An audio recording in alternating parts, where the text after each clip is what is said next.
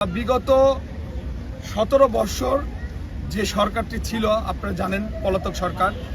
এই সরকারের এই স্বাধীনতার ঘোষক বাংলাদেশের প্রথম প্রেসিডেন্ট শহীদ জিয়াউর রহমানের মাজারে সৌন্দর্য বর্ধন তো করেইনি, যেটুকু ছিল সেটুকু ধ্বংস করেছে। এরই অংশ হিসেবে আমরা বিএনপির অ্যাক্টিং চেয়ারম্যান জনাব তারেক রহমান, তার সহধর্মিণী ডাক্তার জুবাইদা রহমানের নির্দেশে আমরা বিএনপি পরিবার এখানে আজকে শাপলার গাছ রোপণ করছি এবং জাতীয় ফুল শাপলা আমাদের জাতীয় নেতা, তার মাঝে ফুটলে খুব সৌন্দর্য বর্ধন হবে এবং এখানে যে যত্রতত্রভাবে ময়লা আবর্জনা ছিল আমরা সেগুলো পরিষ্কার করেছি। ইনশাল্লাহ হয়তো এটা অব্যাহত রাখবো, প্রতি মাসে একবার দুইবার হলেও আমরা বিএনপি পরিবার যতদিন সরকার এটার দায়িত্ব না নিচ্ছে আমরা মাসে একবার দুইবার হলেও পরিষ্কার পরিচ্ছন্নতার কাজে অংশগ্রহণ করবো এবং সৌন্দর্য বর্ধনে আমরা সবসময় সচেষ্ট থাকছি ইনশাআল্লাহ। আচ্ছা, আমরা দেখেছি যে শেখ মুজিবুরের যে মাজারটি ছিল টুঙ্গিপাড়া, সেখানে কিন্তু সিকিউরিটি প্রোটোকল অনেক স্ট্রং ছিল, আমরা সবাই জানি। কিন্তু আমাদের জিয়াউর রহমানের মাজারে কোনো সিকিউরিটি প্রোটোকল নাই, বিএনপির পক্ষ থেকেও নেই বা পুলিশের পক্ষ থেকেও নেই। এটার কোনো সমাধান আছে কি? আপনারা জানেন বিএনপি একটি দল, এই দলের নিজস্ব কোনো বাহিনী নাই।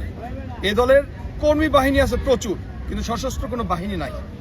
আর আপনাদের একটা আমি তাফাত দেখাবো, সেটা হচ্ছে আমরা যখন বিএনপি যখন পাওয়ারে ছিল, মানে ক্ষমতায় ছিল, তখনও কিন্তু শেখ মুজিবুর মাজার পাহারা দেওয়ার জন্য পর্যাপ্ত প্রশাসনিক ব্যবস্থা এবং পুলিশ নিরাপত্তা ছিল।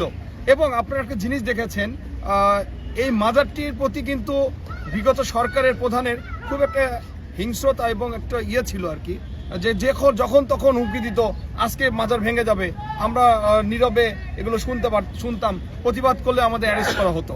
কখনো দেখা যাচ্ছে শাবল টাবল নিয়ে এসে এই ফলক করতেছে, মানে ঘোরাফেরা করতেছে, আমরা আতঙ্কে থাকতাম সব সময়। অথচ বিএনপি যখন ক্ষমতায় তখন কিন্তু জনাব তারেক রহমান, আমাদের দেশনেতা জনাব তারেক রহমান, উনি কিন্তু টুঙ্গিপাড়ায় মাজার জিয়ারত করেছেন, আপনারা সবাই অবগত আছেন।